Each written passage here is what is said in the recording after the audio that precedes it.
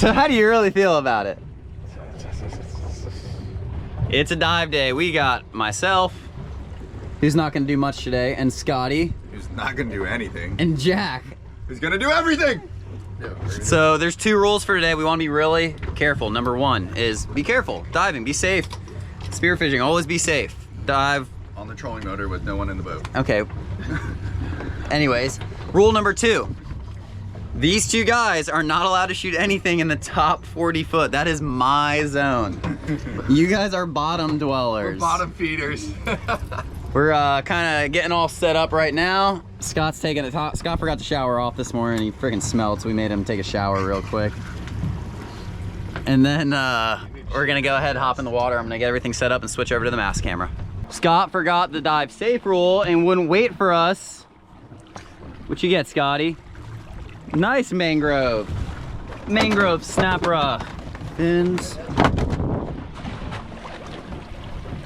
There's some part. Yeah, I know, I see that.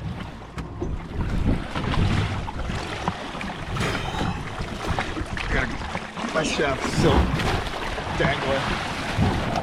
Number 1 for the day. We'll show you where he hit him. He shot him through the face, out the side over there. Nice mangrove. It's coming from the south today. Now we got the mast cam on. I'm going to walk you through what's going through my mind and why I'm doing what I'm doing.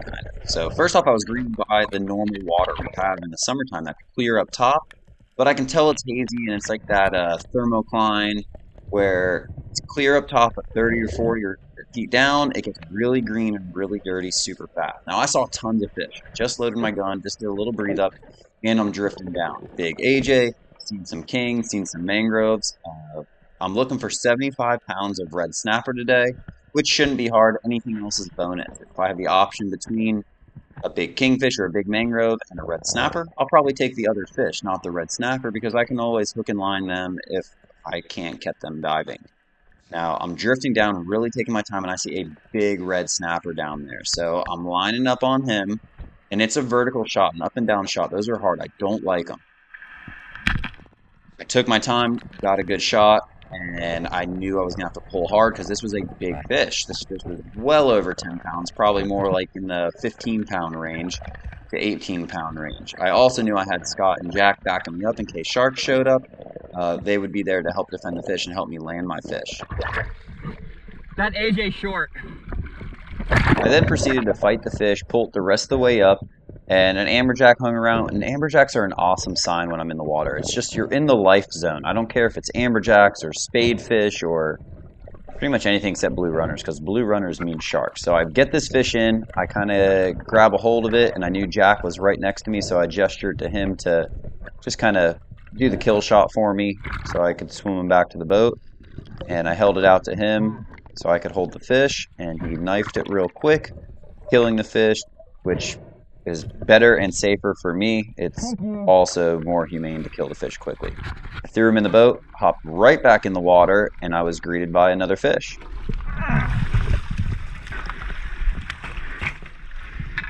As soon as I get back in, I see another kingfish, or probably the same kingfish I saw a little bit earlier, and he gave me a perfect shot. Little bit of a down angle, which is perfect on these kings. It really helps you get that El Rolo. Stoned him instantly, killing him, making it really easy.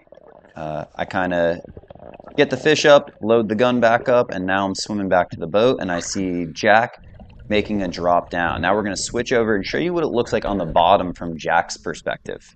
Jack will also be making a video this day, and he has a lot of footage I decided not to use. I like to leave some of his footage out, let you see it all on his channel. But I wanted to put one of his clips in my video to show you that thermocline I'm really talking about. It's dirty, it's green, it's straight up scary down there. Now, he's got a good shot on a big mangrove. He pulled it away from that ledge, and it kind of got him in a little crack right here, but luckily he was able to work it out and get the fish to him all on one dive. Now, I'm on my way to the boat right now, but I know Scott's watching his back from the surface, ready to come down and help him, whether he needs help getting to the surface or fending off sharks or whatever. Joey, dude. That's a stud red. Hauling. Dibs on surface! Dude, you're winning the top water column. That's got to be, what, 20, you think? Close to No, probably 15. 15, yeah. The one Nick Solid, got the though. other day was a lot bigger. Solid. That's a good one. Beautiful. Beautiful fish. That's great. Hell yeah. Woo. Quick little spot change, and I'm in the water again, drifting down in the chum. There was a lot of red snapper here on the smaller side, more like the 5-pounders to 7-pounders. And I'm using a technique here. This is my favorite way to hunt them. I pick out the piece of chum. I know where they're going. They're going for the piece of chum, so I'll kind of aim in the direction of the chum and let the shot go. Didn't stone him, but I had a good shot on him. And again, Jack and Scott are there to back me up, which is clutch, and you'll see why here. This is a bull. He was a little interested, but not super fired up, but definitely a big bull shark. And without someone else there, they're a lot braver. Those sharks will come right up to you. But when you have someone else there with a gun, it really helps make it a lot safer. So then I brained him with the tip of my spear, like Jack did last time with the knife, and went ahead to throw him in the boat.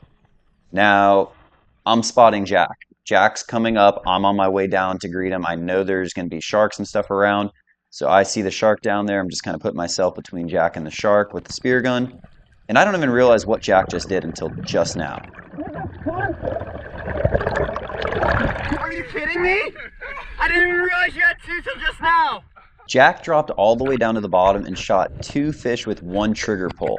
Now, you can see that clip on his channel. I didn't put it in my video, but it is a pretty cool clip and pretty interesting to see.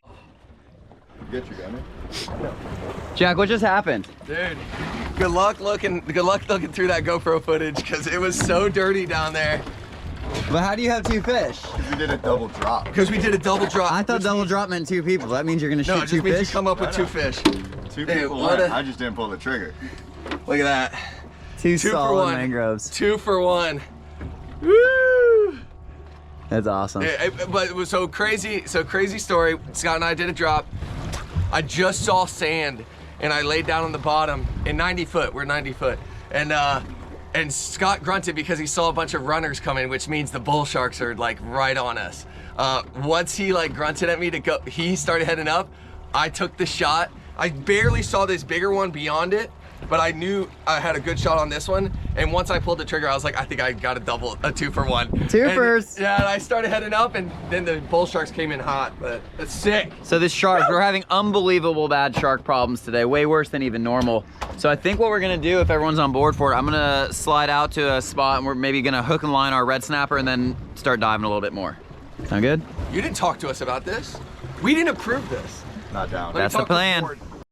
Dude, holy cow, Scott's got a Mongo. What the heck do you got? Big red. Joey's rod's about to break. Joey's gonna You snap get that. this for free, right? Joe, you get these Break my rods for rod. free, right? Don't break my rod. This fish will pay for the rod. Yeah, I'm gonna make a YouTube video, world's strongest man, with Scotty over here flexing. Make a YouTube fish in front of loaded spear guns. Yeah, fishing in front of a loaded spear gun. I got him off the bottom. Well, get him up. Fill up There are that bladder. sharks here, too. But you're doing anything you can on that. Good. Joey's over there. Joey's fishing over there. Oh, you're gaining on him for sure.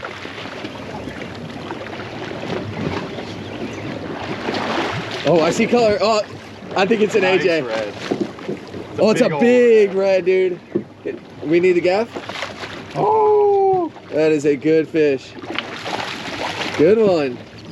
Nice, Scotty boy. How's that gaff, Scotty? Here. Woo, that's a good one.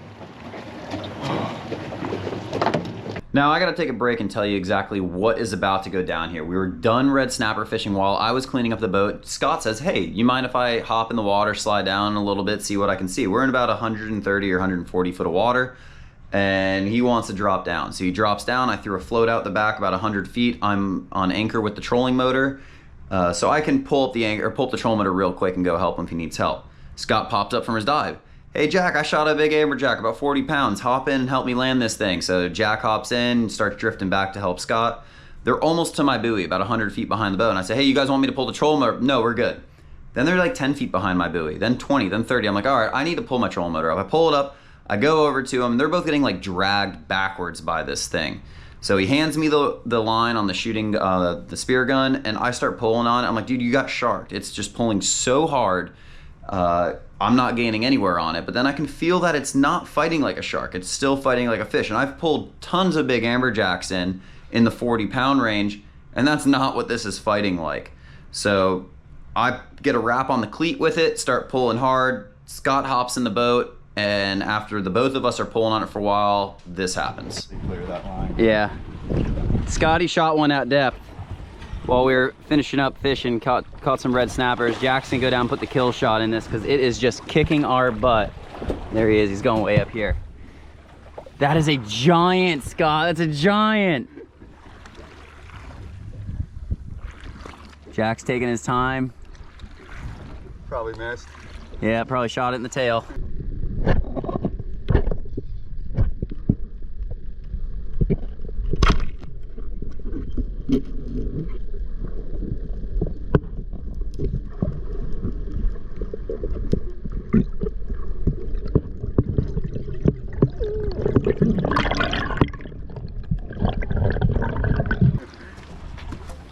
You stone it?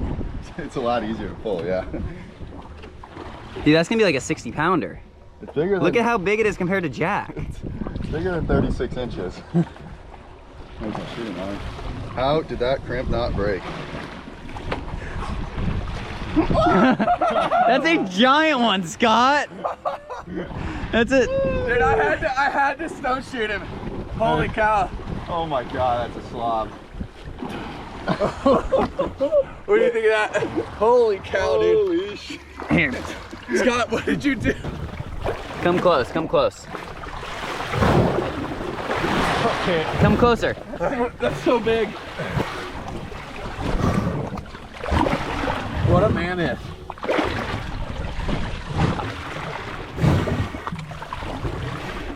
Giant, Scotty.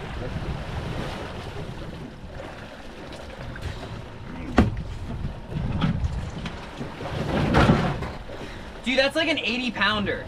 I think it's like Holy God. Holy crap. I can't even sell them above 50. Uh-oh. Oh my gosh. Away.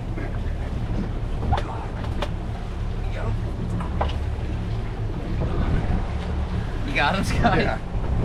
Scott found the meat. Oh my God. That is a meat missile and a half. We're gonna get the weight of this guy and we'll let you know at the end, but for now we're gonna see if we can fit him inside the hatch with the other fish. battle, dude. That was a battle. Woo! All right. Couldn't have done it without you guys. That was a team effort. Holy crap. Oh my God. Holy crap. That is a giant. Is that personal best? Oh yeah. By far. Dude, unreal. So sick. 98 pounds gutted. That's a beast.